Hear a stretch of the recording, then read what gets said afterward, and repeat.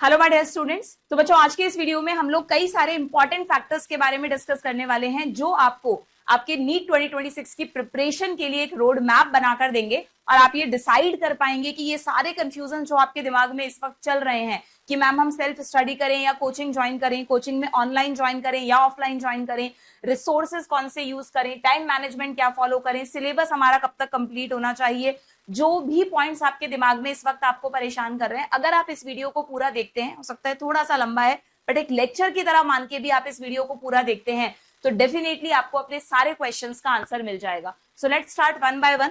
सबसे पहले बात करते हैं बच्चों वेरी फर्स्ट पॉइंट की कि आप अपनी 26 की जो प्रिपरेशन है वो एज अ फ्रेशर कर रहे हैं या एज अ ड्रॉपर कर रहे हैं। यानी अभी आप 12th बोर्ड्स में हैं तो आपको किन फैक्टर्स का ध्यान रखना है, और अगर आप एक ड्रॉपर हैं यानी 12th बोर्ड आप ऑलरेडी दे चुके हैं, चाहे आपका फर्स्ट ड्रॉप है, सेकंड ड्रॉप है, थर्ड ड्रॉप है, तो वो कौन से फैक्टर्स हैं जिन पर आपको फोकस करना है। तो अगर मैं बात करूं फ्रेशर्स की बच्चों, तो देखो सीधी सी बात है, आप चाहे से कितना भी इस चीज को मतलब नकार दें या अवॉइड करने की कोशिश करें, बट जो थोड़ा बहुत बोर्ड्स का, प्रैक्टिकल्स का, प्री बोर्ड्स का प्रेशर हमारे दिमाग पे रहता है वो डेफिनेटली रहेगा। आपको स्टार्टिंग से ही अपनी प्रिपरेशन को इस तरह से मैनेज करना है कि आप लोग जब दिसंबर का टाइम आता है उससे पहले पहले अपना सिलेबस कंप्लीट कर लें, क्योंकि दिसंबर, जनवरी, फरवरी आप मान के चलो अगर आप बोर्ड के स्टूडेंट हैं, ये 3 मंथ्स आपको अपने 12th बोर्ड्स के लिए डेडिकेट करने ही होंगे। और मैं कहती हूँ उसमें कोई बुराई नहीं है। कई सारी जगह बोला जाता है कि नहीं यार आप तो नीट की प्रिपरेशन कर रहे हैं तो नीट पे फोकस करें, बट आई नो कि 12th बोर्ड का रिजल्ट, हालांकि आपका नीट में सिलेक्शन हो गया तो 12th बोर्ड का रिजल्ट मैटर नहीं करता। नीट में तो कोई परसेंटेज क्राइटेरिया भी नहीं है जेई की तरह कि भाई आपको 75% लाने हैं, 40-50% का क्राइटेरिया है, वो तो जनरली आ ही जाता है सबका। तो आपके पास वो क्राइटेरिया नहीं है, लेकिन अगर सिलेक्शन हो गया तब तो सही है, बट अगर नहीं हुआ तो फिर 12th की परसेंटेज भी बिगड़ गई, सिलेक्शन भी नहीं हुआ। तो ये फैक्टर्स बच्चों को बहुत ज्यादा डिमोटिवेट कर देते हैं और जब वो दोबारा प्रिपरेशन करने का सोचते हैं ड्रॉप लेके तो वो डिसाइड नहीं कर पाते। इसलिए मैं आपको कह रही हूं कि अगर आप एक फ्रेशर हैं तो अभी से आप अपना माइंडसेट इस तरह से बनाकर चलेंगे कि अगर आपको अपना नवंबर तक सिलेबस कंप्लीट कर लेना है, क्योंकि दिसंबर, जनवरी एंड फरवरी आपको पूरी तरह से अपने बोर्ड एग्जाम्स को डेडिकेट करने होंगे। ठीक है। देन दूसरी चीज कि ये एक बहुत इंपॉर्टेंट फैक्टर है बच्चों, मैंने देखा है कि जब आप लोग 12th के साथ प्रिपरेशन करते हैं ना नीट की, तो जो 11th क्लास में आपने पढ़ा है, जो सिलेबस आप ऑलरेडी कवर कर चुके हैं, उसको रिवाइज करने का टाइम आपको नहीं मिलता। अगर आपने कोई कोचिंग ज्वाइन कर रहा है, अच्छा कोचिंग ज्वाइन कर रखा है, अच्छा कोचिंग है, तो डेफिनेटली उनकी जो टेस्ट सीरीज होगी उस टेस्ट सीरीज में 11th के टॉपिक्स भी बीच बीच में पूछे जाएंगे, जिससे आपके वो टॉपिक्स रिवाइज होते रहें।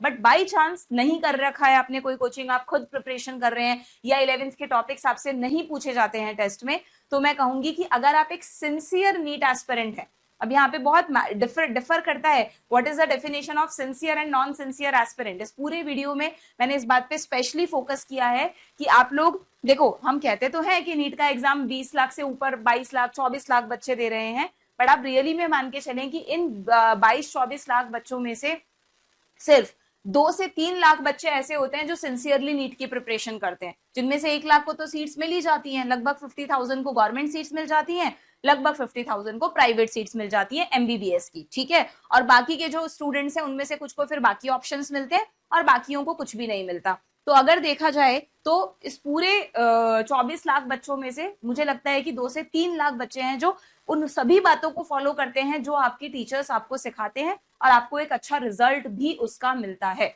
ओके, तो आप खुद ही डिसाइड कर लेना इस वीडियो को देखकर कि आप किस कैटेगरी में आना चाहते हैं। अगर आप इस कैटेगरी में आ रहे हैं ना, तभी आप इस रेस में एक्चुअल में हैं, वरना तो आप जस्ट इस रेस में होने का एक प्रिटेंड कर रहे हैं, यूं समझ लेना। ठीक है। थोड़ा सा कुछ बातें हो सकता है आपको हार्श लगे कि मैम ने ऐसा बोल दिया, बट जो रियलिटी है वो रियलिटी है बच्चों।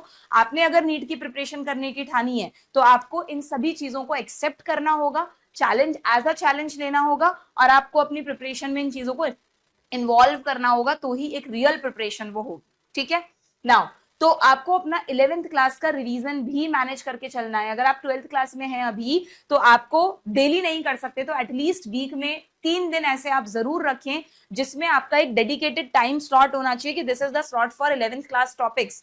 और सबसे पहले आप उन टॉपिक्स को चुनेंगे जो टॉपिक्स आप लोगों के वीक रह गए थे 11th में, है ना, उन पे आप अगर वर्क करेंगे, पूरे साल आप सोचो वर्क करेंगे उन टॉपिक्स पे, तो डेफिनेटली वो टॉपिक्स आपके इंप्रूव हो जाएंगे। और अगर लगता है नहीं मैम हमारी तो 11th बहुत अच्छी थी, कोई भी वीक टॉपिक्स नहीं है, तो फिर आप अपना एक प्लानर बनाएंगे जिसमें आप 11th क्लास के टॉपिक्स रखेंगे और उनको रिवाइज करते चलेंगे। अगर मैं कह रही हूँ कि वीक में 3 दिन भी करें तो एक दिन फिजिक्स, एक दिन केमिस्ट्री, एक दिन बायो का आप रिवीजन कर सकते हैं और उनमें मोस्ट इंपॉर्टेंट टॉपिक्स को या जिन्हें भूलने के चांसेस ज्यादा रहते हैं उनको आप रिवाइज कर सकते हैं।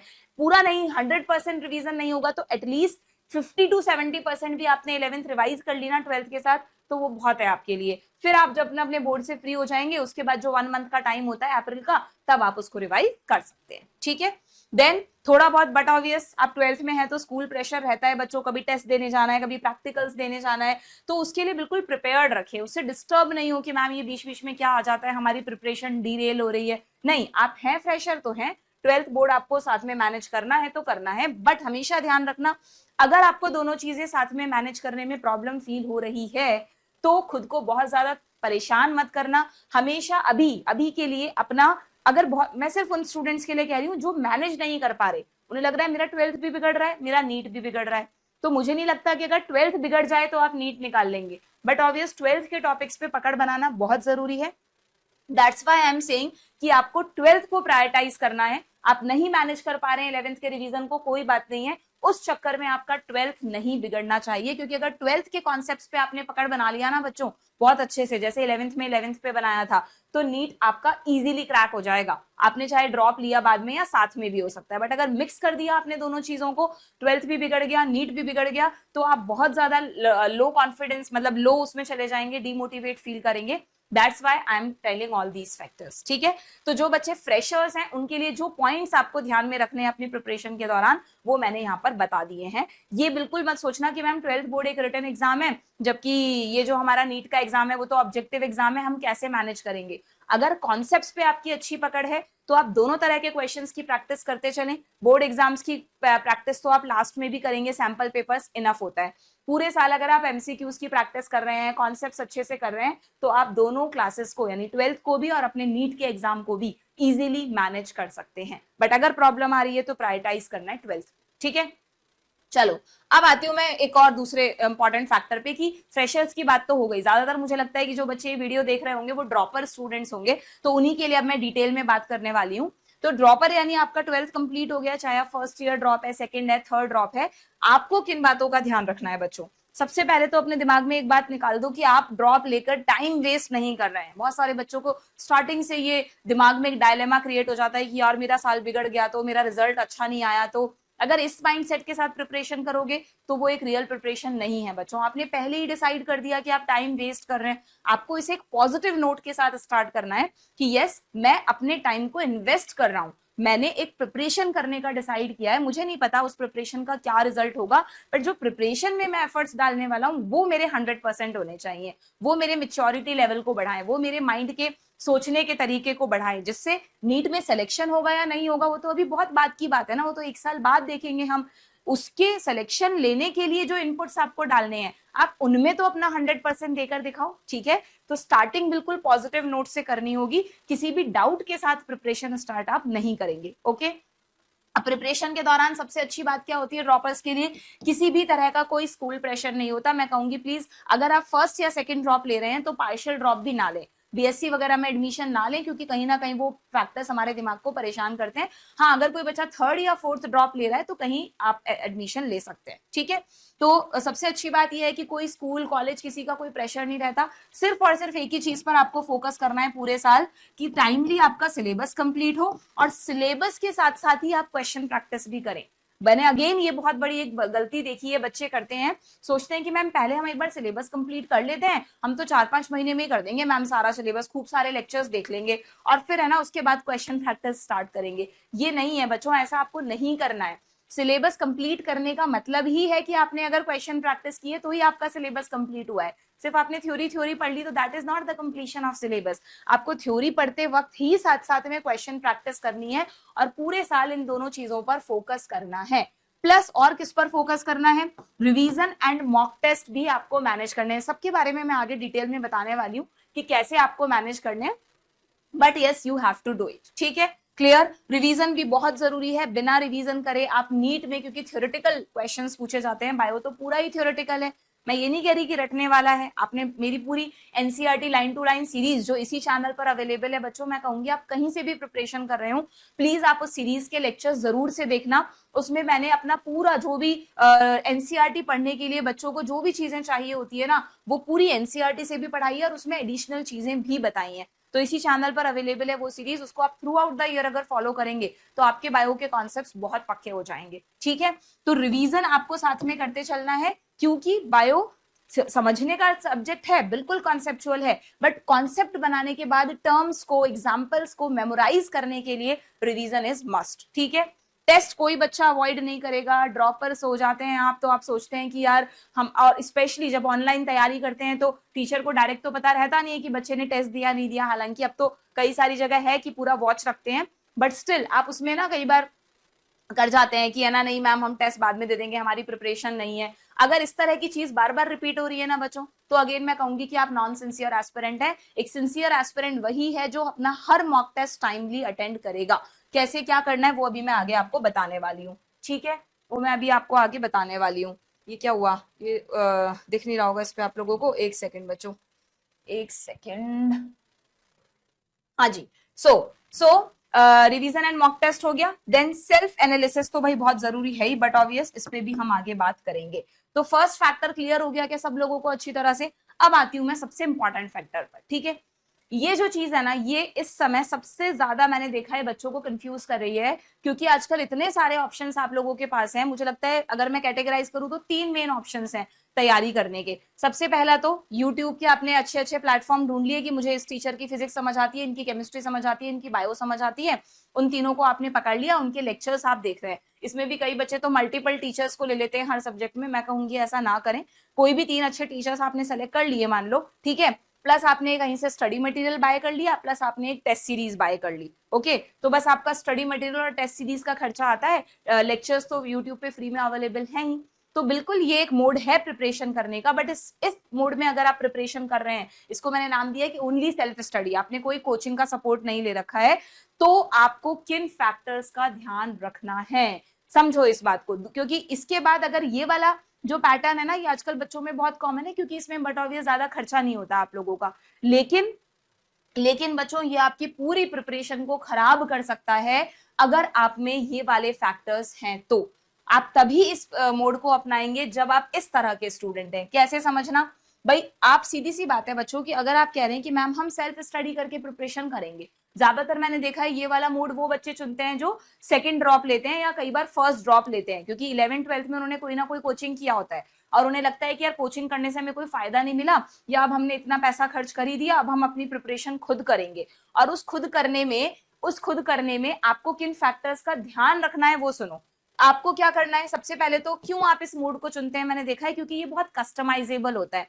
बच्चों को लगता है हम अपने अकॉर्डिंग उठ जाएंगे, अपने अकॉर्डिंग सो जाएंगे, जब मन होगा बायो देख लेंगे, जब मन होगा फिजिक्स देख लेंगे, जब मन होगा केमिस्ट्री देख लेंगे। दूसरा, चलो इसका एक पॉजिटिव फैक्टर है कि आपको अपने घर से दूर नहीं जाना पड़ता, आप घर पे ही रह के अपनी प्रिपरेशन कर सकते हैं।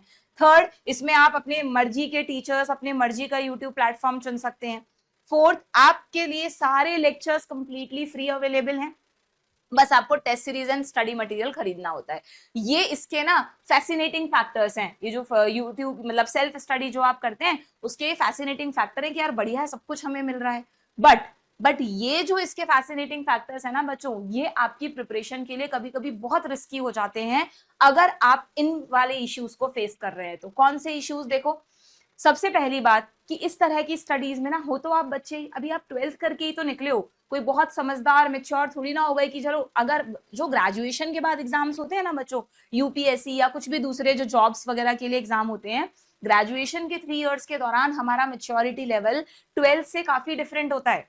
तब हम थोड़े समझदार हो जाते हैं, हम पे थोड़ी फाइनेंशियल रिस्पॉन्सिबिलिटीज भी आती हैं, तो तब ओनली ऑनलाइन को मैनेज करना तो पॉसिबल है। लेकिन अभी जब आप सिर्फ 12th में हैं, सिर्फ स्कूल से निकले हैं, तब आप जनरली इस तरह की प्रिपरेशन में रैंडम और डायरेक्शन लेस हो जाते हैं। 90% क्या मैं कहूंगी 95% बच्चों को मैंने देखा है जो शुरू तो करते हैं बहुत जोश में, लेकिन जैसे जैसे 2 से 3 महीने पूरे होते हैं ना, बोलते हैं कि मैम अब तो हमें समझ में ही नहीं आ रहा कितनी देर कौन सा लेक्चर पढ़ें, किस टीचर का कितनी देर करें, क्योंकि आपके पास कोई गाइड नहीं होता बताने के लिए, कोई मेंटोर ही नहीं है आपके पास, है ना।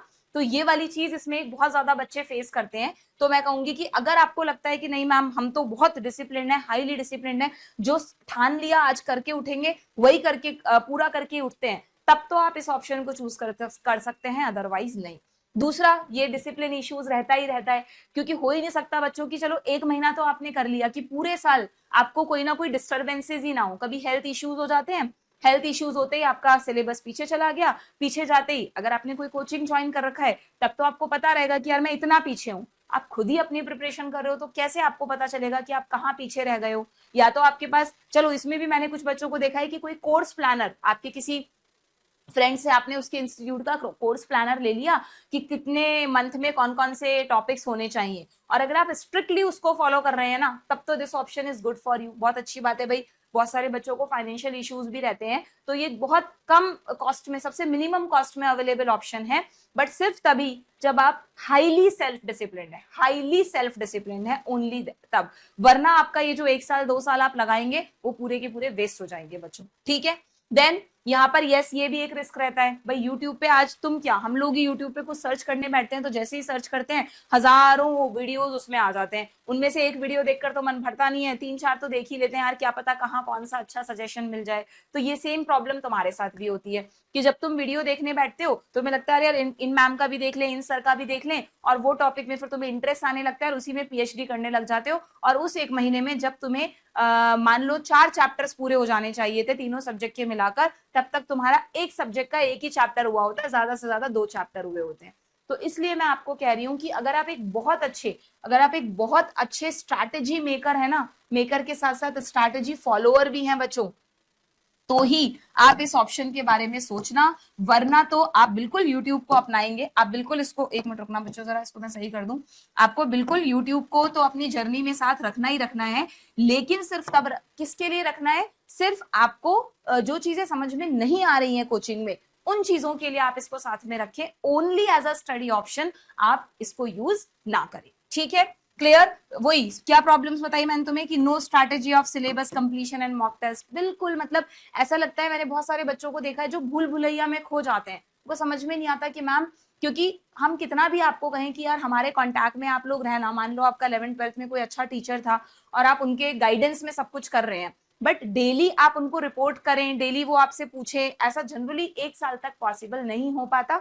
और फिर रिजल्ट क्या होता है आपको पता नहीं चलता, एक बड़ा क्वेश्चन मार्क लग जाता है। और दिवाली के बाद जनरली आप एक कोचिंग ढूंढना शुरू करते हैं कि यार अब हम कुछ ज्वाइन कर ले, और तब तक आपका इतना इंपॉर्टेंट ये जो टाइम है ना बच्चों, मई, जून, जुलाई, अगस्त, सितंबर, अक्टूबर, जो 6 मंथ है, ये ही आपका फाउंडेशन रखने वाले हैं नीट की जर्नी में। अगर किसी बच्चे को लगता है कि नहीं हम तो अक्टूबर के बाद भी अगर शुरू करेंगे तो लास्ट के 6 मंथ में खींच जाएंगे, तो खींच तो जाओगे, लेकिन इतना स्ट्रेस हो जाएगा और जो मार्क्स आपके आने चाहिए ना वो नहीं आएंगे। जो गवर्नमेंट कॉलेज एमबीबीएस आप डिजर्व करते हैं वो आपको नहीं मिलेगा, बिकॉज ये जो स्टार्टिंग के 6 मंथ है ये आपका पूरा नीट का फाउंडेशन तय करने वाले हैं।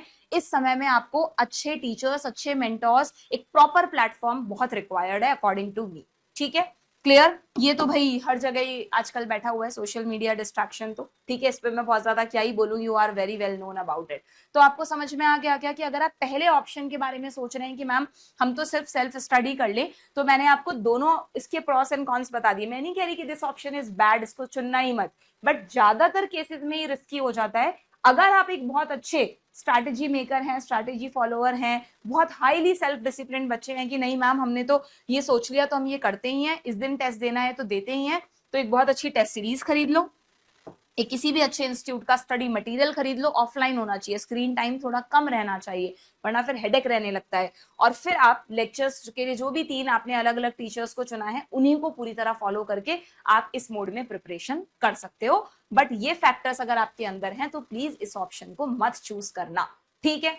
नाउ तो मैम इसके बाद फिर 2 ऑप्शन क्या बचते हैं, फिर इसके बाद 2 ऑप्शन बचते हैं बच्चों की आप ऑनलाइन कोचिंग करें या ऑफलाइन कोचिंग करें। तो ऑनलाइन एंड ऑफलाइन दोनों ही मैं कहूंगी बहुत अच्छे ऑप्शंस हैं, बट दोनों में ही कुछ रिस्क फैक्टर्स भी हैं। सो लेट्स सी कि पहले तो अच्छाई क्या है इसकी।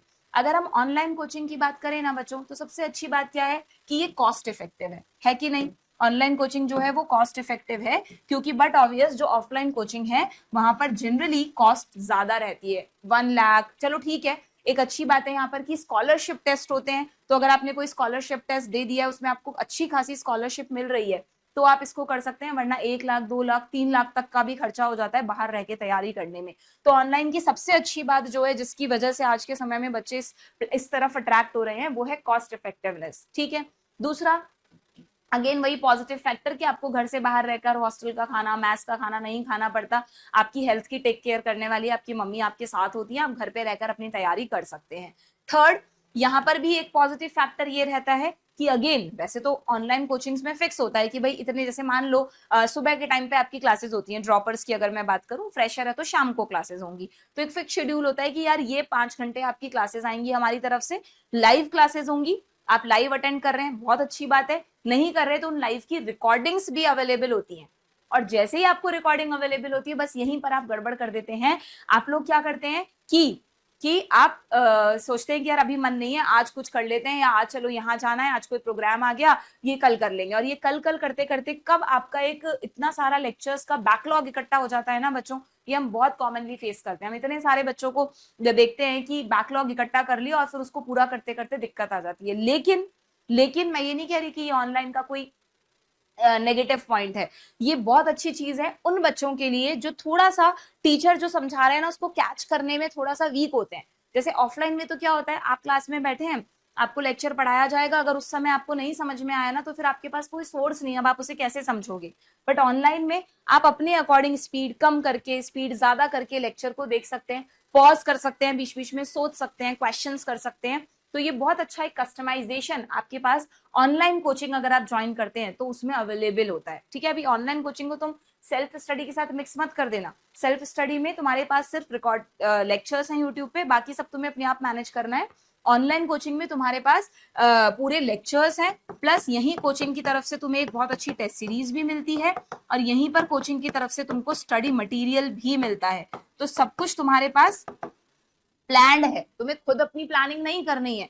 तुम्हें बस एक चीज में ऑनेस्ट रहना है कि जो लेक्चर्स के लिए तुम्हारा डेली टाइम टेबल बनाया गया है ना, वो तुम्हें उसी स्लॉट में कंप्लीट करना है। अगर तुम वो चीज कर रहे हो तो online is best for you. मैं कहूंगी कि इस समय ऑनलाइन आपके लिए बहुत अच्छा ऑप्शन है, लेकिन कब, जब आप बिल्कुल भी काम चोरी नहीं कर रहे हैं। ऐसा नहीं कि आज के लेक्चर कल देख ले, से ऑफलाइन में होता है ना, जाना है तो जाना है, हाँ किसी दिन बहुत ही इमरजेंसी आ गई, छुट्टी लेनी पड़ गई, तो वो एक अलग होता है कि आपको फिर वो क्लासेस खुद मैनेज करनी पड़ती है। तो यहाँ पे आपके पास ऑप्शन होता है कि वो क्लासेस अवेलेबल है, आप उसको बाद में देख लो, है ना।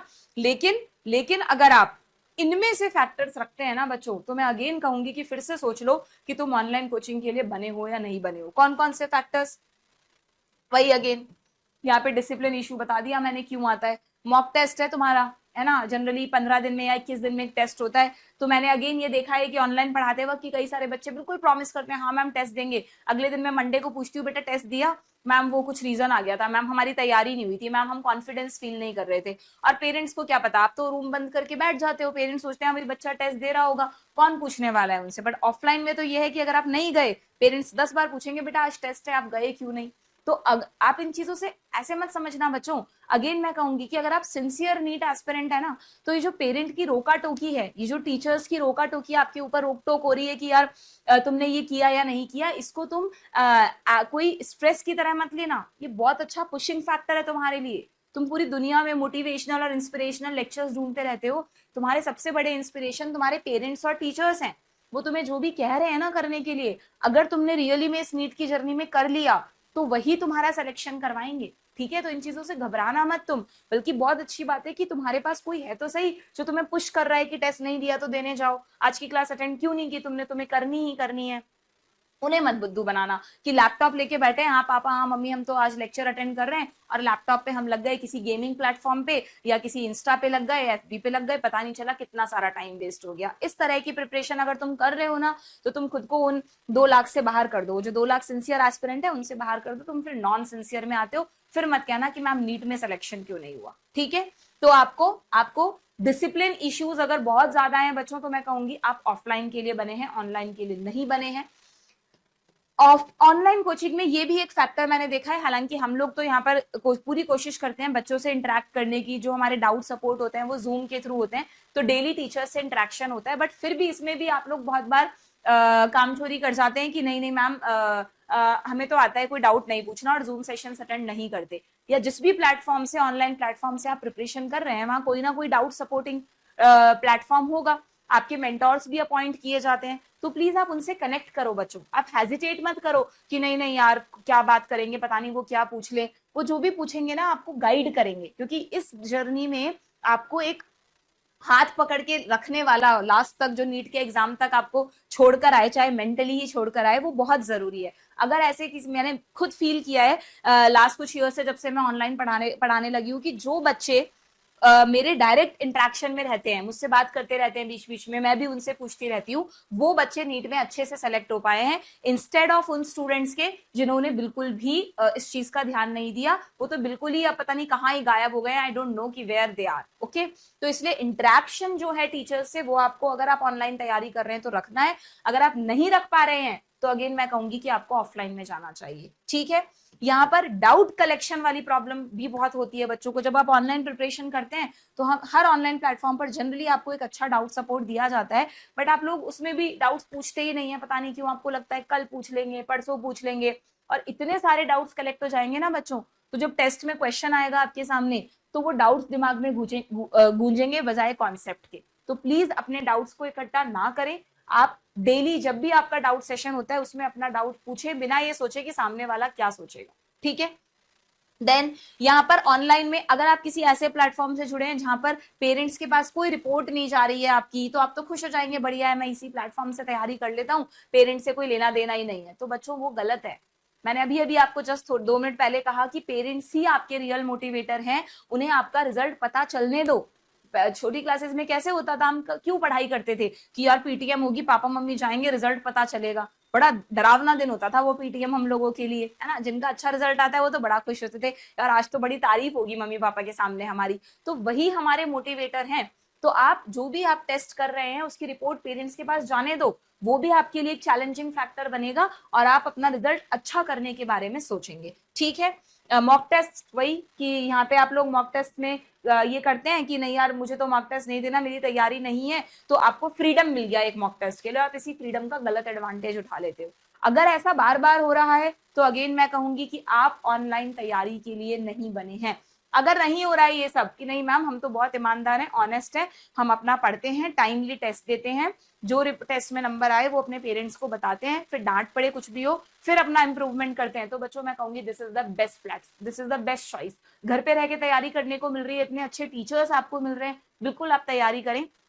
बट अगर ये इश्यूज हैं, बार बार स्क्रीन टाइम पे टाइम वेस्ट कर रहे हैं, सोशल मीडिया में लगे हुए हैं ना, गेमिंग उनमें चक्करों में पड़ गए हैं, तो बिल्कुल अभी अभी बिल्कुल अवेयर हो जाओ कि आप इस चीज के लिए नहीं है। फिर आपको ऑफलाइन कोचिंग के बारे में ही सोचना चाहिए। देन आपको किसके बारे में सोचना चाहिए, फिर आपको ऑफलाइन कोचिंग के बारे में ही सोचना चाहिए। अब ऑफलाइन कोचिंग का एक चीज समझो तुम, ठीक है। सबसे पहली बात, ऑफलाइन आजकल क्यों थोड़ा सा डाउन की तरफ जा रहा है या नहीं जा रहा है, खैर डिबेटेबल फैक्टर है, मैं उस पर बात नहीं करूंगी कि ऑफलाइन के लिए बच्चा क्यों नहीं सोच रहा है, क्योंकि कॉस्टली है। बट ऑब्वियस है ना, 1 लाख 2 लाख 3 लाख तक का खर्चा प्रिपरेशन में हो जाता है, और फिर नहीं होता सिलेक्शन तो हमें बड़ा गिल्ट सा होता है कि यार मम्मी पापा के इतने पैसे हमने लगा दिए और हमारा सिलेक्शन भी नहीं हुआ। तो मैं आपको एक बात बताना चाहती हूँ बच्चों की, देखो अगर आपको लग रहा है ना कि नहीं मैं तो ऑफलाइन के लिए ही बनाऊं, मुझे तो चाहिए कि मैं क्लास में जाऊं, अपने जैसे बच्चों के बीच बैठूं, टीचर मुझे बोर्ड पे पढ़ाए, मुझसे पर्सनली पूछे, तो आप बिल्कुल ये मत सोचो कि हम अपने मम्मी पापा का पैसा वेस्ट कर रहे हैं। बस खुद से प्रॉमिस करो कि यार मुझे सिलेक्शन लेना है, नहीं भी बात की बात है, खुद से ये प्रॉमिस करो कि मुझे अपने 100% एफर्ट दे रहे हैं। और आप इस 1 साल में जो सीखोगे ना, वो जो फीस खर्च करके आप जो सीखोगे, क्वेश्चंस करना, आपका सोचने का तरीका, आपका एनालिसिस का तरीका, वो वर्थ है, वो आपका इस कॉस्टिंग में निकल जाएगा। आप कुछ ना कुछ तो बन के डेफिनेटली निकलोगे। तो आप बिल्कुल भी इस फैक्टर को दिमाग में ना रखें कि यार आप स्कॉलरशिप टेस्ट भी जरूर दें, आप देखें आपको कितनी स्कॉलरशिप मिल रही है, और आप आराम से ऑफलाइन कोचिंग ज्वाइन करें अगर आप इन इश्यूज को लगातार फेस करते हैं। क्योंकि अगर पैसे के चक्कर में आपने भी तो ऑनलाइन ज्वाइन कर लिया और पूरे साल परेशान रहे, तो आप भी परेशान रहोगे, आपके पेरेंट्स भी परेशान रहेंगे। उससे ज्यादा अच्छा है कि खुद को समझें कि यार मैं किस तरह का स्टूडेंट हूँ, और उसके अकॉर्डिंग डिसाइड करें कि मुझे ऑनलाइन तैयारी करनी है ऑफलाइन, और पूरे साल आराम से अपनी तैयारी करें। ठीक है, तो ऑफलाइन में नेगेटिव फैक्टर बता देती चलो पहले, तो ऑफलाइन में जनरली कॉस्ट प्रॉब्लम रहती है। ये भी एक बड़ी दिक्कत रहती है बच्चों को कि मैम हमारी सिटी में कोई अच्छा ऑफलाइन कोचिंग नहीं है। तो अगर नहीं है तो फिर मैं कहूंगी थोड़ा सा खुद से ऑनेस्टी दिखाएं, थोड़ा डिसिप्लिन हो और ऑनलाइन को चूज करें, बजाय कोई इस तरह का कोचिंग आपने ज्वाइन कर लिया जहां पे स्टैंडर्ड्स ही नहीं है ना। स्टैंडर्ड्स का मतलब टीचर चेंज हो रहे हैं बार बार, या मान लो आपको स्टडी मटेरियल अच्छा नहीं मिल रहा, टेस्ट होते हैं तो 20 नंबर का 50 नंबर का टेस्ट पकड़ा देते हैं आपको, नीट पैटर्न का टेस्ट ही नहीं हो रहा, OMR शीट ही नहीं भर रहे, आप उसी में टिक कर रहे हैं। इस तरह की चीजों में नीट की प्रिपरेशन नहीं हो पाएगी बच्चों आप लोगों की, ठीक है। तो अगर आपकी सिटी में अवेलेबल है अच्छे ऑफलाइन सेंटर, ज्यादा दूर नहीं है आपके घर से, तब आप ऑफलाइन के लिए जाएं, वरना फिर आप ऑनलाइन चूज कर सकते हैं, ठीक है। ये सारे पॉइंट्स मैंने आपको ऑफलाइन में बता दिए हैं। देन अब ऑफलाइन क्यों चुने मैम, इतना जो फी आप कह रहे हैं कि भाई इतनी फीस लग रही है और फिर भी ऑफलाइन अच्छा है, तो ऐसे क्या पॉजिटिव फैक्टर्स हैं जो आपको ऑफलाइन में मिलेंगे। हालांकि मैं यहाँ पे बता चुकी हूँ, फिर भी एक बार और देख लो। एक तो आप बहुत ही डिसिप्लिन्ड वे में स्टडी कर सकते हैं, क्योंकि होता है ना टीचर का डंडा डायरेक्टली ना पड़े, मेंटली पड़े, बट अगर सर के ऊपर है तो हम बट ऑब्वियस अपने जितना मेहनत कर सकते हैं उससे ज्यादा ही करते हैं। वो डर जो है ना वो पढ़ने के लिए जरूरी है थोड़ा सा, ठीक है। आपको खुद से कोई स्ट्रैटेजी नहीं बनानी पड़ेगी, यहाँ पर कस्टमाइज करना एक पॉजिटिव ऑप्शन है, बट जनरली बहुत सारे बच्चे ना इतना अच्छे नहीं होते। आप अभी से अगर इतने अच्छे स्ट्रैटेजी मेकर होते तो फिर बात ही क्या होती, पता नहीं कहाँ पहुंच गए होते, है ना। अभी आप बच्चे हैं, तो अगर आपको लगता है कि यार मुझसे नहीं होता ये कि इतने बजे पढ़ना है, उठना है, सुबह की क्लासेस हैं और मैं तो रात को लेट सोता हूँ, सुबह लेट उठता हूँ, फिर लेक्चर भी लेट देखता हूँ, सारा टाइम टेबल ही बिगड़ जाता है मेरा, इस तरह की चीजें हैं, तो मुझे लगता है कि ऑफलाइन मोड में प्रिपरेशन करना आपके लिए सबसे अच्छा है। वहां तो ये है कि अगर 6 बजे क्लास है तो आपको 6 बजे इंस्टीट्यूट पहुंचना ही पड़ेगा, ठीक है। देन ये सबसे अच्छा फैक्टर मुझे जो ऑफलाइन क्लासेस का लगता है वो है डायरेक्ट मेंटोरशिप, कि आप बिल्कुल टीचर से डायरेक्ट कनेक्ट रहते हैं। And generally her offline coaching में कोई ना कोई टीचर ऐसा होता है जो तुम्हें एज अ मेंटोर मिल जाता है, जिसका हाथ पकड़ के तुम अपनी ये जर्नी बहुत अच्छे से आगे लीड कर सकते हो, ठीक है।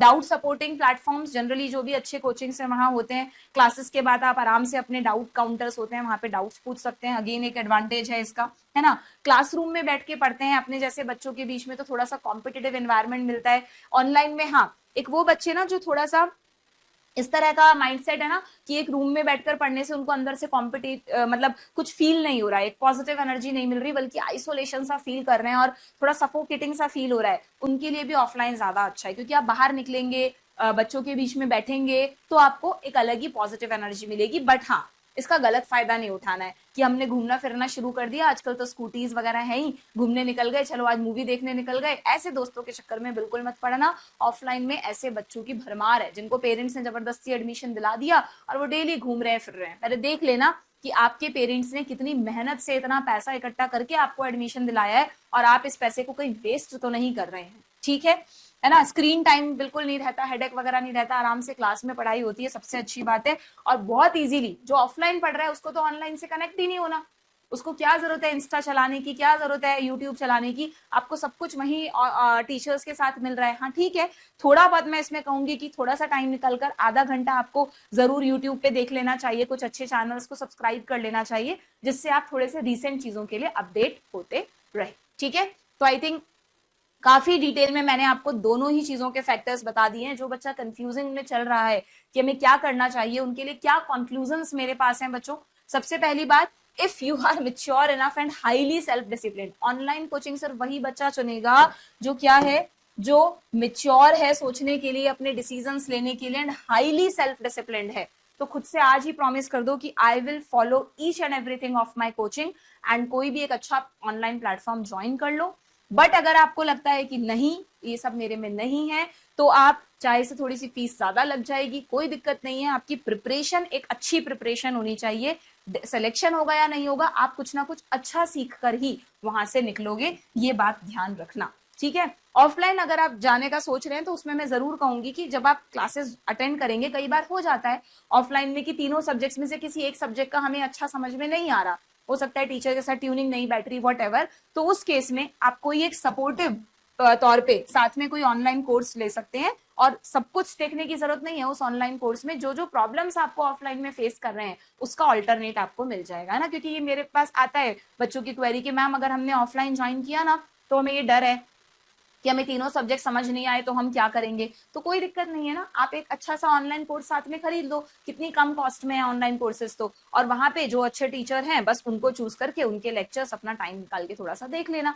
थोड़ा सा दिक्कत आती है बट इतनी नहीं आएगी, ज्यादातर अच्छे स्टैंडर्ड कोचिंग्स में अच्छे टीचर्स ही होते हैं, आपका पढ़ने का तरीका अच्छा होना चाहिए, ठीक है, क्लियर। बट यस, मैं कहूंगी कि दोनों ही चॉइसेस में कुछ अच्छे यूट्यूब चैनल्स को जरूर सब्सक्राइब करके रखना, अच्छे, ठीक है, जो आपको ऐसे नहीं कि फालतू में इधर उधर हाँ ये सब बता रहे हैं, एंटरटेनमेंट दे रहे हैं। बच्चों आप एंटरटेनमेंट के लिए ना भी पूरी जिंदगी पड़ी है, अगर आप इस समय अच्छी प्रिपरेशन कर लोगे तो आगे आप बहुत अच्छा एंटरटेनमेंट कर पाओगे। अभी आपने इन सब चीजों में अपना टाइम वेस्ट कर लिया, आजकल मैंने देखा है बच्चों को पढ़ाई से ज्यादा इस बात की पड़ी है कि टीचर्स क्या कर रहे हैं, टीचर्स की पर्सनल लाइफ में ये टीचर कितना क्या कर रहा है, ये कहाँ घूमने जा रहे हैं, ये क्या कर रहे हैं। आपको क्या मतलब है इन चीजों से? वाई? वो इंस्पिरेशन थोड़ी ना है आपके लिए। हाँ, आपको किसी टीचर के इंस्पिरेशनल कोट सुनने को मिल रहे हैं, that is very good. But Insta पर मैंने देखा है बहुत सारे बच्चे टीचर्स को भी फॉलो करते हैं कि भाई उनकी पर्सनल लाइफ में क्या चल रहा है। तो आपके नेगेटिव मतलब ये तो आपको डिस्ट्रैक्ट कर रहा है ना। फिर टीचर का देखोगे तो दोस्तों का भी देखोगे, फिर बिना बात में आपको डिप्रेशन आएगा कि मेरा दोस्त तो एंजॉय कर रहा है और मैं अभी तपस्या कर रहा हूँ यहाँ बैठ के। बट आपको क्या पता कि इस तपस्या का कितना अच्छा फल आपको फ्यूचर में मिलने वाला है। तो ऐसी चीजों से आपको बिल्कुल दूर रहना है अगर आप एक सिंसियर नीट एस्पिरेंट हैं तो, वरना नॉन सिंसियर में आना चाहते हैं तो फिर आपकी इच्छा है। ठीक है, क्लियर है क्या? हो गया, आगे बढ़ जाऊं? चलो, अब अगर ये डिसाइड हो गया कि आपको कैसे प्रिपरेशन करनी है, ऑनलाइन करनी है, ऑफलाइन करनी है, सेल्फ स्टडी करनी है, तो नेक्स्ट क्वेश्चन जो आप लोगों के दिमाग में आता है वो होता है रिसोर्सेज से रिलेटेड। हालांकि मैं कहूंगी कि अगर आपने कोई कोचिंग ज्वाइन कर लिया है या करोगे अब, तो जो रिसोर्सेज वो दे रहे हैं ना आपको, वो आपके लिए बेस्ट होते हैं अगर स्टैंडर्ड कोचिंग है तो, है ना। बट फिर भी अगर उन रिसोर्सेज में आपको कोई कमी लगती है तो कुछ फैक्टर्स मैं आप लोगों को बता देती हूँ जो आपको फॉलो करने हैं। ठीक, सबसे पहली बात, अभी नीट 2025 का पेपर हुआ जिसमें बहुत लोगों ने कहा कि यार आउट ऑफ एनसीईआरटी पेपर आ गया, ये तो गड़बड़ हो गई, हमने तो एनसीईआरटी बेस्ड तैयारी कर ली थी।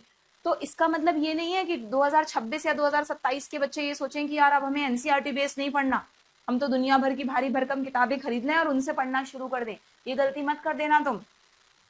आपको सबसे पहले अपनी प्रिपरेशन को एनसीईआरटी बेस्ड ही बनाना है। आपका जो नींव रखेगी, जो फाउंडेशन रखेगी, वो एनसीईआरटी रखेगी। इनफैक्ट बायो में तो इस बार भी चाहे से थोड़े से क्वेश्चंस लेंदी थे, ट्रिकी थे, लेकिन सारे एनसीईआरटी से थे। रिडक्शनिस्ट बायोलॉजी का क्वेश्चन भी एनसीईआरटी से ही था। एनटीए ने एटलीस्ट बायो में तो ये मौका नहीं दिया बच्चों को कि आप ये कह सके कि इतने क्वेश्चन आउट ऑफ एनसीईआरटी आए हैं। जो भी क्वेश्चन आपको लग रहा है, बहुत सारे लोग कह रहे हैं कि बायो में 4 से 5 क्वेश्चन आउट ऑफ एनसीईआरटी थे, इन विट्रो फर्टिलाइजेशन वाला आउट ऑफ एनसीईआरटी था, उसको आउट ऑफ एनसीईआरटी नहीं कहते, वो कंसेप्चुअल क्वेश्चन थे। इन विट्रो फर्टिलाइजेशन एनसीईआरटी में है, हम आपको बहुत अच्छे से पढ़ाते हैं।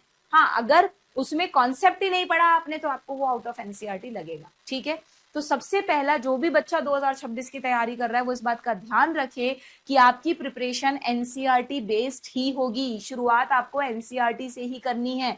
अब जब आप उसको पढ़ेंगे तो जहां जहां आपको लगेगा कि यार कॉन्सेप्ट मेकिंग, मतलब आपको क्या लगेगा वो तो टीचर से डिसाइड करते हैं, तो जहां जहां कॉन्सेप्ट मेकिंग के लिए रिक्वायर्ड होता है ना, वहां पर टीचर अपने आप बच्चों डेप्थ में आपको बता देते हैं। तब भी बच्चे ऑब्जेक्शन करते हैं कि मैम आप डेप्थ में क्यों जा रहे हो, हमें तो एनसीईआरटी से पढ़ाओ। तो भाई एनसीईआरटी को समझने के लिए आपको थोड़ा डेप्थ में तो जाना पड़ेगा ना। अब जैसे मान लो ये स्लाइड है, मैं तुम्हारे सामने रख दूं और तुम्हें कह दूं बच्चों समझ लो, देख लो कैसे तैयारी करनी है, तो तुम वैसे समझ पाओगे जैसे मैं तुम्हें समझा रही हूँ? नहीं ना। तो किसी भी चीज को दिमाग में बिठाने के लिए हमको उसकी डेप्थ में जाना पड़ता है, तब वो चीज हमारा दिमाग समझ पाता है। इसी तरह का है ह्यूमन ब्रेन। तो इसलिए डेप्थ में जाने से कभी मत घबराओ।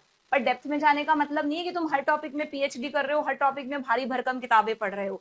तुम्हें अपने टीचर्स को फॉलो करना है। टीचर्स नो वेरी वेल कि उन्हें कहाँ कितना डेप्थ में जाना है, क्या चीजें हैं जो आउट ऑफ एनसीईआरटी पूछी जा सकती हैं, वो अपने आप पढ़ा देंगे।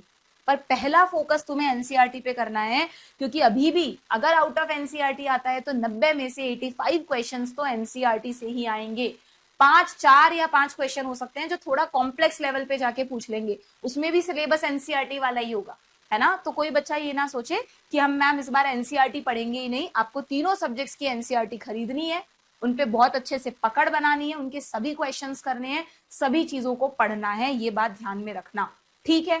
नाउ अगर स्टडी मटेरियल की बात करें कि मैम एनसीईआरटी के अलावा हमें और क्या चाहिए, तो देखो स्टडी मटेरियल में 2 ही चीजें होती हैं, एक तो उसमें थ्योरी गिवन होती है, एक क्वेश्चंस गिवन होते हैं। थ्योरी के लिए मैं तुम्हें कहूंगी, तुम आई थिंक तुम जहां से भी तैयारी कर रहे होंगे सभी टीचर्स तुम्हें कहते होंगे कि बच्चों मॉड्यूल्स में से थ्योरी मत पढ़ो, तुम जो हम तुम्हें क्लास में नोट्स लिखवा रहे हैं उसी थ्योरी को तुम्हें पढ़ना है। ठीक है, क्योंकि मॉड्यूल्स बच्चों बहुत तरह की चीजों से, बहुत सारे पर्पसेस के लिए बने हुए हैं। उसमें ओलंपियाड की चीजें भी हैं, उनमें इंटरनेशनल एग्जाम की चीजें भी हैं जो नीट में कभी नहीं पूछी जाती। तो अगर तुम नीट की तैयारी कर रहे हो तो तुम्हारा टीचर तुम्हें उतना ही लिखवाएगा जो तुम्हारे लिए जरूरी है। तो प्लीज थ्योरी के लिए कोई भी मॉड्यूल, कोई भी रिफ्रेशर यूज ना करें, अपने क्लास नोट्स फॉलो करें। अब क्वेश्चंस की बारी अगर आती है तो क्वेश्चंस में भी सबसे पहले तो तुम्हें अपना जो कोचिंग मटेरियल है उसके क्वेश्चंस करने हैं। पता लगा वो तो ऐसे का ऐसा रखा और तुम दुनिया भर के क्वेश्चन कर रहे हो।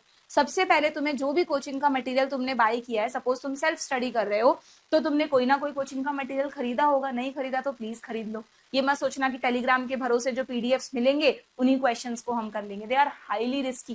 वो तुम्हारी प्रिपरेशन को पता भी नहीं चलेगा कब उलझा देंगे। इसलिए टेलीग्राम पीडीएफ से तो स्पेशली बेवेयर रहना। ठीक है, लिखा रहता है ना बेवेयर ऑफ डॉग्स, बिल्कुल वैसे ही आपको, क्योंकि वो बहुत रैंडम होते हैं बच्चों। हाँ, कोई इसके लिए स्पेशली आपने कोई प्लेटफॉर्म ज्वाइन कर रखा है, उनका टेलीग्राम चैनल है, वहां पे वो कुछ अच्छे क्वेश्चंस तुम्हें दे रहे हैं, that is very good. But randomly तुम कुछ भी टेलीग्राम पे से उठाकर और उसे सॉल्व कर रहे हो और सोच रहे हो हम तैयारी कर रहे हैं, तो वो गलत मेथड है। ठीक है, तो तुम्हें एमसीक्यूज के लिए सबसे पहले तुम्हारे कोचिंग का मटेरियल सॉल्व करना है।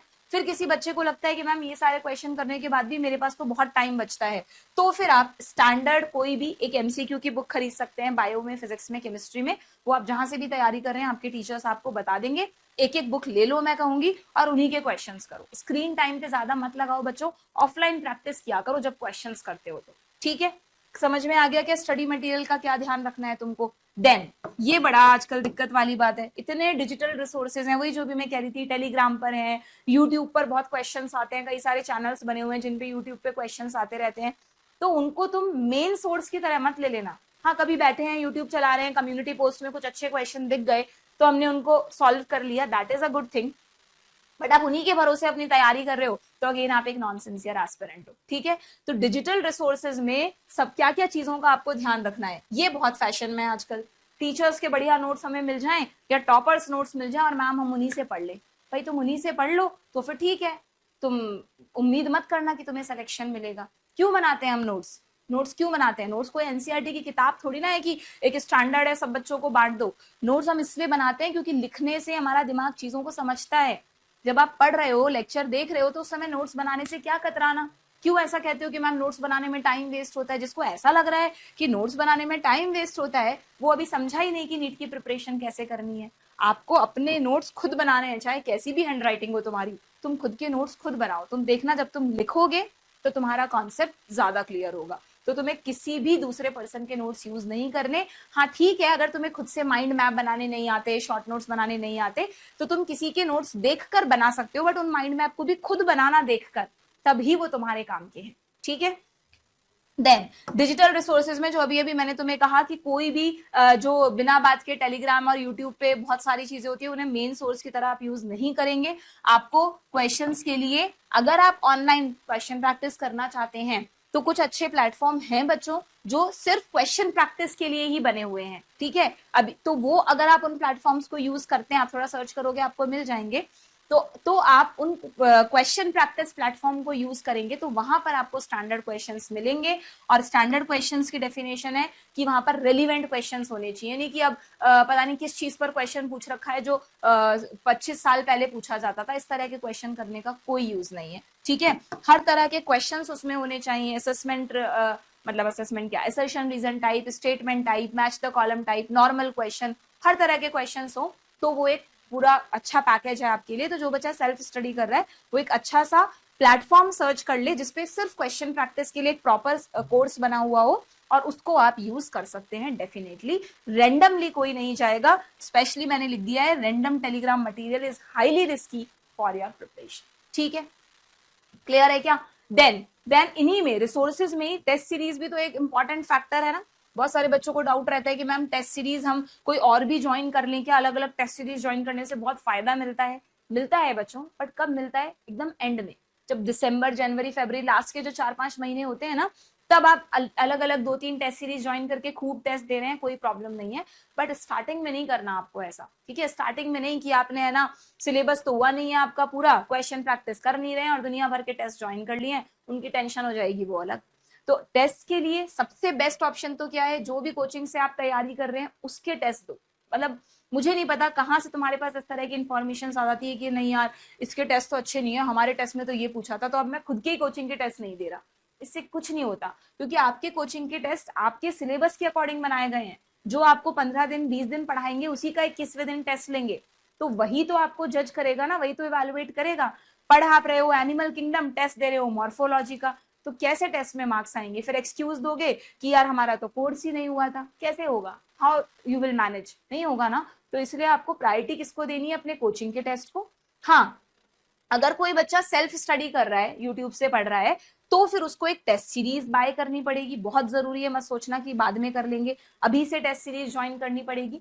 और टेस्ट सीरीज ज्वाइन करते वक्त ये ध्यान रखना पड़ेगा कि आपने जो अपना प्लानर बनाया है ना पढ़ने का, उसमें टॉपिक्स को टेस्ट शेड्यूल के अकॉर्डिंग डिजाइन करना पड़ेगा। ये ध्यान रखना, जो टेस्ट में पूछा जाने वाला है वही आपको उन 15-20 दिनों में कवर करना है, तभी आपकी एक बैलेंस प्रिपरेशन होगी, वरना नहीं हो पाएगी। और जिन्होंने कोचिंग ज्वाइन कर रखा है उनको तो इस चीज की कोई टेंशन है ही नहीं, उन्हें तो बस ईमानदारी से अपना टेस्ट अटेंड करना है, ठीक है? कोई भी टेस्ट मिस नहीं करना है, ठीक है? अगर आप एक सिंसियर नीट एस्पिरेंट है तो। हाँ, ये पॉइंट एक जरूर मैंने इसलिए इंक्लूड किया है बच्चों इस बार, क्योंकि अभी पता नहीं है ना हमें कि नीट 2026 में क्या चेंजेस होने वाले हैं। आजकल कुछ ना कुछ चेंजेस कभी ना कभी हर साल सरप्राइजेस रहते हैं, है ना? तो इसलिए मैं कहना चाहूंगी तुमको कि अगर तुम ऑफलाइन तैयारी कर रहे हो ना, तो तुम अपने ऑफलाइन टेस्ट तो दे ही रहे हो, साथ में एक ऑनलाइन टेस्ट सीरीज भी ले लेना। अभी मत लेना, थोड़ा लेट ले लेना, तब तक शायद हमें पता चल भी जाएगा कि किस मोड में टेस्ट होने वाला है। क्योंकि अगर तुम्हें सिर्फ ऑफलाइन टेस्ट देने की आदत है और बाई चांस 2026 ऑनलाइन हो जाए, जो कि बहुत हाई चांसेस है, इस बार लोग ऐसा कह रहे हैं, तो फिर तुम्हें थोड़ी सी दिक्कत आ जाएगी कि यार मुझे तो आदत ही नहीं है ऑनलाइन टेस्ट देने की। तो शुरू से अगर तुम्हारे पास एक टेस्ट सीरीज होगी, जब भी तुम्हें टाइम मिलता है, चाहे प्रैक्टिस टेस्ट की तरह अटेंड कर लेना उस ऑनलाइन टेस्ट को, बट अगर करते रहोगे तो आप दोनों से नोन रहोगे। और जो बच्चे ऑनलाइन टेस्ट दे रहे हैं वो तो जनरली मतलब ऑनलाइन प्लेटफॉर्म से तैयारी कर रहे हैं, वो जनरली लास्ट के 4-5 महीनों में कोई ना कोई ऑफलाइन टेस्ट सीरीज जरूर ज्वाइन करते हैं, तो उनकी प्रैक्टिस वहां हो जाएगी। नहीं तो आप अपने जो ऑनलाइन प्लेटफॉर्म पे टेस्ट पेपर है उसका पीडीएफ निकाल लिया करो और उसकी ऑफलाइन प्रैक्टिस कर लिया करो। तो हर बच्चे को दोनों मोड के टेस्ट के लिए अभी से थोड़ा सा प्रिपेयर्ड रहना है, जिससे कोई भी डिसीजन आए आपको दिक्कत ना हो, ठीक है? क्लियर है क्या? चलिए अब आ जाते हैं लास्ट पॉइंट पर, दैट इज प्रिपरेशन स्ट्रैटेजी। ठीक, प्रिपरेशन स्ट्रैटेजी में आपको अब सब कुछ बता दिया मैंने आपको कि आपको किस तरह के मोड में तैयारी करनी है, रिसोर्सेज क्या क्या यूज करने हैं, टेस्ट सीरीज वगैरह। अब आता है हम एक प्लानर बना लेते हैं मैम अपना कि कैसे हमको तैयारी करनी है। तो सुनो, आपको 2-3 पॉइंट्स हैं जो आपको अपनी प्रिपरेशन जर्नी में ध्यान रखने हैं। सबसे इंपॉर्टेंट जो आपका सिलेक्शन डिसाइड करेगा वो है टाइम मैनेजमेंट, ठीक है? टाइम मैनेजमेंट में आपको 888 का फॉर्मूला यूज करना है। मैं आपको हमेशा कहती हूँ कि 8 घंटे की अच्छी नींद जरूरी है। अच्छी नींद का मतलब इंस्टा चलाते हुए नहीं सोना आजकल, मतलब ठीक है, मैं क्या कहूँ इस चीज के लिए, ये बहुत मुश्किल है इसको करना, बट अगर तुम कर सकोगे ना तो तुम मान के चलो तुम अपने सिलेक्शन के बहुत पास हो। तुम रात को बिल्कुल मोबाइल यूज करते हो मत सो, अपना मोबाइल हटा दो और जितने बजे बेड पर जाओ उसके 10-15 मिनट में तुम्हें नींद आ जानी चाहिए, इतने थका हुआ होना चाहिए तुम्हारा माइंड। और 8 घंटे की नींद जरूरी है बच्चों। अब मैंने देखा है कि बच्चे नीट की तैयारी में 5 से 6 घंटे सोने लगते हैं और टाइम निकाल के 15 से 16 घंटे पढ़ने लगते हैं, ज्यादा ही चलो 13 से 14 घंटे पढ़ने लगते हैं। ये सब अपने माइंड को सैचुरेट करता है और कुछ नहीं करता। हो ही नहीं सकता कि 1 ईयर तक कोई बच्चा 5 घंटे 6 घंटे सो ले और बाकी टाइम पढ़ ले। मतलब कोई एक्स्ट्रा ऑर्डिनरी बाई चांस है तो बहुत अच्छी बात है, वो एक उसकी यूनिक कैपेसिटी होगी, बट ये हर बच्चे के लिए नहीं है। तो प्लीज अपने शेड्यूल में 8 घंटे की अच्छी प्यारी सी नींद लेना। अगर तुम अच्छी साउंड स्लीप लेते हो तो तुम मेंटली बहुत फ्रेश रहोगे, ठीक है? बचे 16 घंटे, उनमें से 8 घंटे तुम्हारी बट ऑब्वियस क्लासेस में जाएगा, चाहे तुम ऑनलाइन पढ़ रहे हो ऑफलाइन पढ़ रहे हो। 5 से 6 घंटे क्लासेस अटेंड करने में लगते हैं और 2 घंटे मैंने एक्स्ट्रा लिख दिए, क्योंकि अगर ऑनलाइन पढ़ता है बच्चा तो मैंने देखा है कि 6 घंटे के लेक्चर 8 घंटे में फिनिश होते हैं उनके नोट्स वगैरह बनाने में। अगर ऑफलाइन पढ़ते हो तो 1 घंटा आने जाने वगैरह रेस्ट वगैरह करने में चला जाता है। तो कुल मिला के 8 घंटे तो तुम्हारे टीचर के थ्रू जो स्टडीज हो रही है वहां जा रहे हैं। अब बचे ये वाले 8 आवर्स, इनको तुम कैसे यूज करोगे? सुनो, इन 8 आवर्स में से भी मैंने 2 आवर्स डेली एक्टिविटीज में हटा दिए। हालांकि तुम इसको थोड़ा 1 घंटा यहाँ से निकालकर आधा घंटा यहाँ से निकालकर मैनेज कर सकते हो तो बहुत अच्छी बात है, बट फिर भी मैंने मान लिया कि 60 घंटे में से 2 घंटे तो तुम्हें चाहिए बाकी एक्टिविटीज के लिए। यानी तुम्हें जो सेल्फ स्टडी का टाइम मिल रहा है 8-6 घंटे तो तुम पढ़ ही रहे हो टीचर्स से, 6 घंटे तुम्हें खुद और पढ़ना है। 12 घंटे का टोटल स्टडी टाइम होना चाहिए तुम्हारा, ठीक है?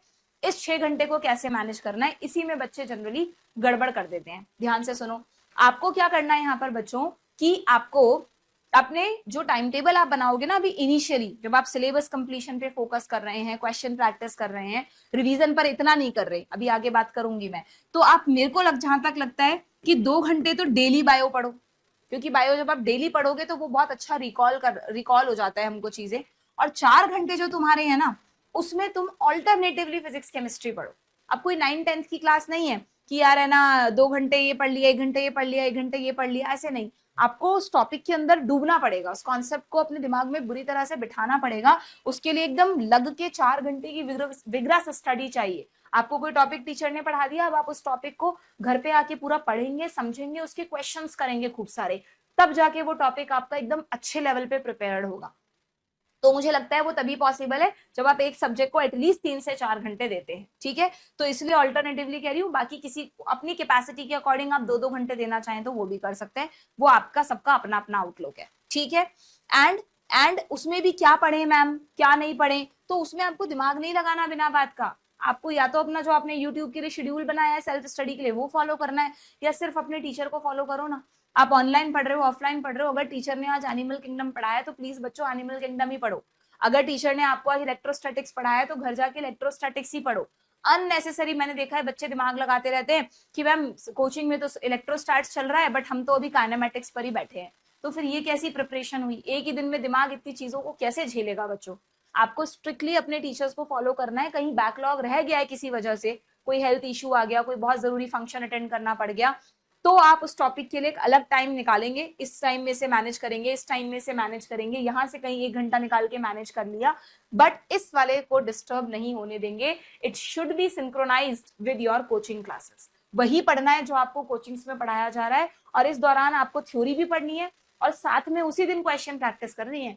ऐसा नहीं कि अभी थ्योरी पढ़ ली और क्वेश्चन प्रैक्टिस तो मैम बाद में कर लेंगे, चैप्टर तो पूरा हो जाने दो, फिर तो आप सिलेबस थ्योरी पढ़ते ही रह जाओगे, ठीक है। समझ में आ गया क्या?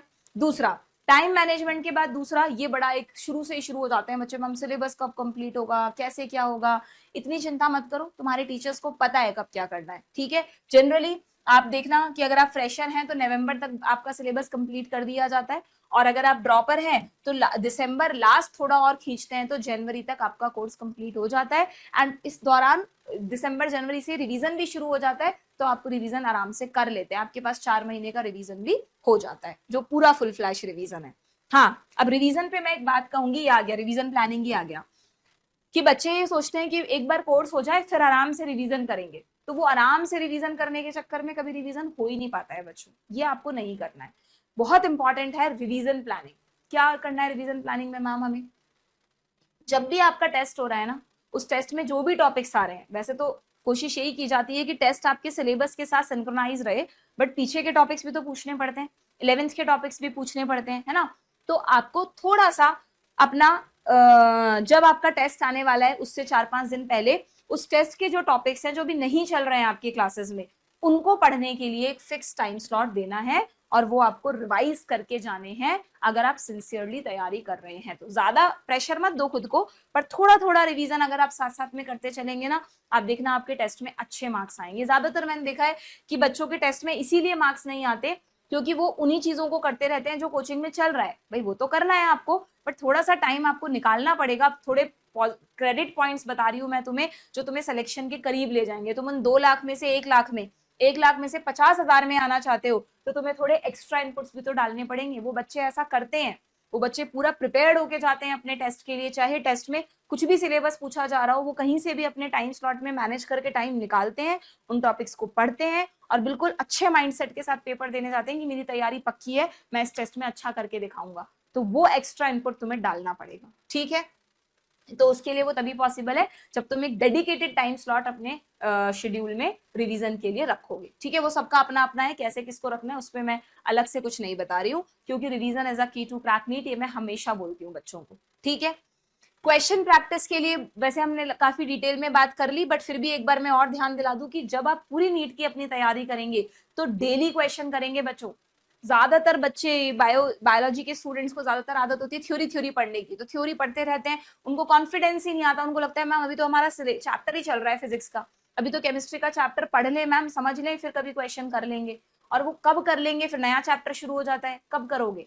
तो आपको डेली क्वेश्चन करना है। जो टॉपिक पढ़ाया जा रहा है उससे रिलेटेड डीपीपी मिलती होगी आपको, आपकी मॉड्यूल में क्वेश्चन है, वो खत्म करना है, इकट्ठा नहीं करना। अगर इकट्ठा कर रहे हो तो बाहर हो तुम इस रेस से, फिर तुम नहीं हो इस रेस में, है ना। मॉक टेस्ट को बिल्कुल भी अवॉइड नहीं करना है, पूरे साल मॉक टेस्ट देने हैं, हर मॉक टेस्ट का एनालिसिस करना है, और नीट पैटर्न के ही मॉक टेस्ट देने हैं। वो जो मैंने कहा ना कि अगर कोई छोटा मोटा मतलब सही नहीं है, तुमने ऐसे ही प्लेटफॉर्म ज्वाइन कर रखा है या कहीं से बस टेलीग्राम पे से टेस्ट ले लिया, 50 क्वेश्चन का टेस्ट दे दिया, ये गलत है। नीट पैटर्न के 720 मार्क्स के टेस्ट देने हैं। ये जो मैंने सारे फैक्टर्स बताए, ये वो फैक्टर्स हैं जो तुम्हें उन 50,000 बच्चों में ले जाएंगे जो गवर्नमेंट एमबीबीएस की सीट तुम्हें दिलाएगा, अगर तुमने इनको पूरे साल फॉलो कर लिया तो। ठीक है, क्लियर? तो ये मैंने तुम्हें सारे फैक्टर्स बता दिए हैं। लास्ट में एक छोटी सी चीज तुम्हारे लिए कि इस पूरी जर्नी में तुम्हारे रियल फ्रेंड्स कौन हैं। तुम्हारे रियल फ्रेंड, जैसा कि मैंने कहा, सबसे पहले तुम्हारे पेरेंट्स हैं, जिन बच्चों के आप खुद सुन लेना इंटरव्यूज में, सपोर्टिव फैमिली है ना। बोलते हैं कि मैम हमारी फैमिली इतनी सपोर्टिव थी कि हमें पूरे टाइम एक अलग ही पॉजिटिविटी रही, तो वो एक बहुत डिटर्मिनिंग फैक्टर बनता है सिलेक्शन के लिए। बाई चांस हो सकता है, मैं नहीं कह रही हर बच्चे के पेरेंट्स उस तरह से समझते हो चीजों को जैसे तुम समझते हो, क्योंकि नजरिया अलग अलग होता है, बट फिर भी थोड़ा बात करोगे उनसे, अपनी बात उनके सामने रखोगे इमोशनल एस्पेक्ट के साथ, तो वो तुम्हें समझेंगे बच्चों, है ना। उनको अपना दुश्मन मत समझना प्लीज, क्योंकि वही है जिनकी वजह से आज तुम इस दुनिया में हो, और वही है जिनकी वजह से आज तुम प्रिपरेशन कर रहे हो। ये बात तो बिल्कुल सही है ना। तो आज कह दें कि हमारे पास नहीं है फाइनेंशियल सपोर्ट तुम्हारे लिए, कर लो, तुम तैयारी कैसे करोगे? यूट्यूब पे भी करोगे तो इंटरनेट के लिए रिचार्ज कराने के लिए तो पैसे चाहिए ना, तो वो है इसीलिए तुम हो, समझ रहे हो। तो वही तुम्हारे रियल फ्रेंड्स हैं, अगर उन्हें अपना मोटिवेटर बना लोगे तो फिर सिलेक्शन पक्का है तुम्हारा। ठीक है, टीचर्स, अगर बाई चांस लगता है नहीं मैम हम तो पेरेंट्स से नहीं कर पा रहे कनेक्ट, हमने खूब कोशिश कर ली, तो प्लीज अपने किसी टीचर को अपना मेंटोर बनाओ, वो फिर तुम्हें बिल्कुल गुरु की तरह सही दिशा दिखाएंगे। ठीक है, गुरु की तरह क्या, गुरु ही है वो तुम्हारे, मतलब एक सच्चे गुरु वो तुम्हारे बनेंगे और तुम्हें इस जर्नी में हाथ पकड़ के एग्जाम हॉल तक छोड़कर आएंगे मेंटली। ठीक है, क्लियर? आजकल बहुत सारे बच्चे यूट्यूब पे ये सब दीदी भैया अलग अलग या कुछ क्लासमेट्स को ज्यादा पसंद करते हैं कि नहीं मेरी उनके साथ ट्यूनिंग बैठती है। ठीक है, अगर आपको किसी के साथ इंस्पिरेशन मिल रहा है तो आप उनको अटेंड कर सकते हो, बट हमेशा ध्यान रखना कि इनका जो मेच्योरिटी लेवल है वो इनके बराबर नहीं है। ये अभी नए नए हैं, तो ये उतना ही सीख दे सकते हैं जितना इनने सीखा है। ठीक है, खुद से दोस्ती करनी पड़ेगी, खुद से दोस्ती करनी पड़ेगी, खुद को रोज यकीन दिलाना पड़ेगा कि यस मैंने इस जर्नी को चुना है, इस पे कितने भी मुश्किल रास्ते आ जाएं, कितनी भी बार मेरा टेस्ट परफॉर्मेंस खराब हो, मैं बार बार इस जर्नी में खुद को आगे की तरफ पुश करूंगा। मैं खुद पर पूरा बिलीव करता हूं या करती हूँ, और मुझे इस जर्नी में अपना बेस्ट देना है, फिर कुछ भी रिजल्ट हो that doesn't matter for me. पहले बेस्ट देने पर आप वर्क करो। ठीक है, और यस सबसे अच्छी दोस्त आपकी किताबें भी है ना। सोशल मीडिया की जगह किताबों को अपना दोस्त बनाना है। एकदम नॉलेज गेनिंग बिहेवियर अगर रखोगे तो नीट यूं ही निकल जाएगा, फिर प्रॉब्लम नहीं आएगी। ठीक है, ये तुम्हारे एनिमीज हैं, प्लीज इनसे बच के रहना। अगर चाहते हो उन 1 लाख बच्चों में, उन 50,000 बच्चों में आना, तो सोशल मीडिया की तो सारी चीजें अनइंस्टॉल कर देना। पता नहीं क्यों आजकल बच्चे, मैंने देखा है कि बहुत सारे चैनल्स पे, ठीक है आप लोग क्योंकि इंस्टा पे इतने एक्टिव रहते हो, तो हम लोगों को हमारे चैनल्स इंस्टा पे भी बनाने पड़ते हैं कि चलो तुम यूट्यूब पे नहीं तो इंस्टा के थ्रू तुम्हें अपडेट मिल जाए, है ना। बट मुझे लगता है कि ऐसा कोई अपडेट नहीं है जो यूट्यूब पर अवेलेबल नहीं हो। तो अगर तुमने कुछ अच्छे चैनल्स को यूट्यूब पे सब्सक्राइब कर रखा है तो डिलीट कर दो इंस्टाग्राम को अपने फोन से, डिलीट कर दो फेसबुक को, यूट्यूब पे शॉर्ट्स चलाने की आदत छोड़ दो। हाँ, इसीलिए मैं हमारे चैनल पर यूट्यूब पे डेली शॉर्ट अपलोड करती हूँ तुम्हारे लिए, लेकिन वो पढ़ाई वाले शॉर्ट होते हैं, क्योंकि तुम देखोगे तो तुम्हारे सामने अगर वो पढ़ने वाले आते रहे ना तो 1 मिनट में भी तुम्हारा रिवीजन हो जाए। बाकी ज्यादा अच्छा है तुम देखो ही मत इन सारी चीजों को, रील्स वगैरह सब हटा दो, तो तुम देखना बहुत जल्दी सिंसियर नीट एस्पिरेंट से उन 50,000 में आ जाओगे, और अगले साल गवर्नमेंट एमबीबीएस की सीट पक्की है तुम्हारी। ये सब नहीं करोगे और जो सब अभी तक बताया वो सब करोगे तो ठीक है, क्लियर? प्लीज इससे दूर रहना, हालांकि बहुत मुश्किल है आज के टाइम में स्ट्रेस से दूर रहना, बट जितना रह सकोगे उतना अच्छा है। मैंने एक पॉइंट लिखा था ना, कहाँ गया वो पॉइंट? एक बहुत अच्छा सा पॉइंट लिखा था ना तुम लोगों के लिए, हाँ ये वाला पॉइंट तो रह ही गया कि आपके टाइम मैनेजमेंट में दिस इज वेरी इंपॉर्टेंट बच्चों। ये क्या है? आपको 30 मिनट का टाइम अपने शेड्यूल में निकालना है। ये जो लिखा है ना डेली एक्टिविटीज या ये एक्स्ट्रा, या चलो स्लीप में से निकाल लेना, आधा घंटा तो निकाल लोगे तो भी चलेगा, 7.5 घंटे सो लोगे तो 30 मिनट अगर तुम योगा एक्सरसाइज गार्डन में वॉक कर आओ, साइकिलिंग पसंद है साइकिलिंग कर आओ, कुछ भी कर आओ, अपने रूम से बाहर निकल के नेचर के साथ कनेक्ट करना, तो तुम देखना तुम्हारा माइंड का रिफ्रेशिंग लेवल अलग ही होगा। वो जो स्ट्रेस बार बार तुम फेस कर रहे हो ना वो नहीं करोगे, तुम्हें बहुत अच्छा फील होगा। खुद से प्लीज ओवर एक्सपेक्टेशंस मत करना, पूरे दिन रिजल्ट के बारे में मत सोचना कि मैंने मेरा 1 साल तो लगा दिया, सिलेक्शन होगा या नहीं। आप सिलेक्शन पे वर्क नहीं कर रहे हो, आप अपने आप को एक्सेल करने पे वर्क करते हो। बोलते हैं ना वो 3 इडियट्स का डायलॉग है कि एक्सीलेंस पे वर्क करो, सक्सेस तो झक मार के तुम्हें मिलेगी। तो एक्सीलेंस पे वर्क करना, कुछ ना कुछ तुम में डेफिनेटली इंप्रूव होगा। ठीक है, ये भी सबसे बड़ा दुश्मन है, नींद से कॉम्प्रोमाइज मत करना। एंड हेल्थ इश्यूज अगर तुम्हें कॉन्स्टेंटली आ रहे हैं बच्चों, तो प्लीज उन हेल्थ इश्यूज से मतलब अपने को हेल्दी बनाने के लिए जो जरूरी है, डाइट वगैरह, डॉक्टर से कंसल्टेशन वो जरूर लेना, क्योंकि अगर बीमार रहोगे तो नीट की प्रिपरेशन को मैनेज करना थोड़ा सा मुश्किल है। लास्ट एक छोटी सी चीज तुम्हारे लिए मुझे अच्छा लगा तो मुझे लगा ले लूं, तुमसे शेयर कर दूं। Keep working hard until the day you can say scalpel please. यानी कि आप जब सर्जन बन जाएं, जब आप डॉक्टर बन जाएं, जो सपना आपने देखा है, जब तक वो आपका पूरा ना हो जाए तब तक खुद को हार्ड वर्क के लिए एकदम प्रिपेयर्ड रखो। बीच बीच में डिमोटिवेशंस होंगे, डिप्रेशंस होंगे, पर कुछ ना कुछ इंस्पिरेशनल अपने पास रखो। पेरेंट्स की फॉर्म में, टीचर्स की फॉर्म में, कुछ अच्छी किताबें हो सकती हैं, कुछ अच्छे चैनल्स हो सकते हैं, जहां से भी तुम्हें मोटिवेशन मिलता है वो तुम्हें डेली अपने आप को देना है, सेल्फ मोटिवेटेड रहना है और अपनी प्रिपरेशन करनी है। ये सारे फैक्टर्स जो मैंने तुमसे डिस्कस किए, अगर तुम इनको फॉलो करोगे तो डेफिनेटली तुम जहां आज खड़े हो उससे बहुत अच्छी जगह खड़े होंगे। जब नीट का रिजल्ट आएगा तो तुम्हें ये गिल्ट बिल्कुल नहीं होगा कि मेरी प्रिपरेशन में कहीं कमी रह गई। अगर तुमने इन सबको फॉलो कर लिया तब तो पक्की बात है तुम्हारा सिलेक्शन होगा, बट बाई चांस कहीं ना कहीं फॉलो करने में कमी रह गई तो हो सकता है सिलेक्शन नहीं हो, लेकिन जो तुम तैयारी करके निकलोगे ना उस पर तुम्हें अपने आप में एक अलग ही कॉन्फिडेंस नजर आएगा। तो मेरी बहुत सारी गुड विशेस तुम्हारे साथ हैं। अच्छे से अपनी प्रिपरेशन करो, चैनल को लाइक भी करो, सब्सक्राइब भी करो, वीडियो को भी प्लीज जरूर लाइक करना, यहाँ तक देखा है तो अपने फ्रेंड्स के साथ शेयर करना।